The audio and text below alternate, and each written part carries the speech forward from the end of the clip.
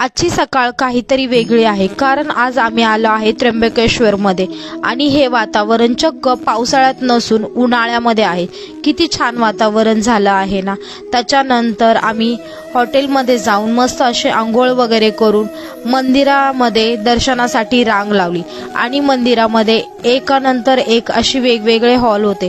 त्याच्यानंतर सगळे हॉल पार करून आम्ही मेन मंदिराच्या गाभाऱ्यामध्ये गेलो आणि हे पहा, एकानंतर एक असे भरपूर जे 5 ते 6 असे दर्शनासाठी हॉल होते। त्याच्यानंतर प्रत्येक हॉलमध्ये अशी स्क्रीन वगैरे लावलेली, जेणेकरून गाभाऱ्यामध्ये जी मूर्ती आहे ती प्रत्येक भाविकांना दिसावी। त्याच्यानंतर मेन गाभाऱ्यामध्ये मोबाईल किंवा कॅमेरे अलाउड नव्हते, त्याच्यासाठी आम्ही बाहेरच कॅमेरा बंद केला। आणि हे मंदिर खूप जुने, म्हणजे 1000 वर्षाहूनही अधिक जुनं आहे आणि हे 12 ज्योतिर्लिंगांपैकी एक ज्योतिर्लिंग आहे।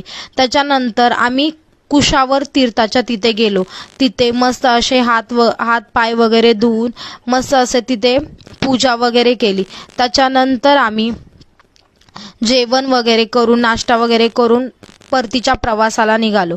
आणि हे वातावरण उन्हाळ्यात एवढंच वातावरण पावसाचं झालेलं। त्याच्यानंतर येताना आम्ही मस्त असे पावसाचं वातावरण